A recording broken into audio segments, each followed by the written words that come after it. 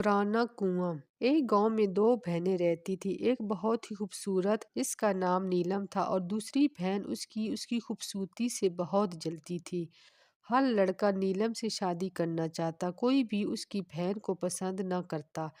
एक दिन वो नीलम को एक बहुत पुराने कुएं के पास ले गई और उसमें नीलम को फेंक देती है। नीलम गिरते गिरते कुएं के नीचे जब पहुंचती है तो क्या देखती है, हर तरफ फूल ही फूल हैं। वहाँ पर छोटे छोटे जानवर हैं, वहाँ के पौधे बड़े बड़े और जानवर बहुत ही छोटे हैं, लेकिन जो तितलियां और चिड़िया वगैरह होती हैं वो बड़ी। सब एक दूसरे से बातें करते हैं, वो नीलम से भी बातें करते हैं। नीलम अपने बारे में उनको सब कुछ बताती है। एक चिड़िया कहती है कि तुम मेरे ऊपर बैठ जाओ, मैं तुमको एक बहुत ही अच्छी जगह ले जाती हूँ। चिड़िया नीलम को वहाँ पर एक लड़के के पास ले जाती है। नीलम वहाँ पर लड़के को देखकर हैरान होती है। लड़का नीलम को अपने बारे में बताता है कि उसके भाइयों ने उसको कुएं में फेंका था। दोनों की कहानी एक जैसी थी। फिर दोनों शादी कर लेते हैं और वहाँ पर एक नई जिंदगी का आगाज होता है। उनके बच्चे होते हैं और एक नई दुनिया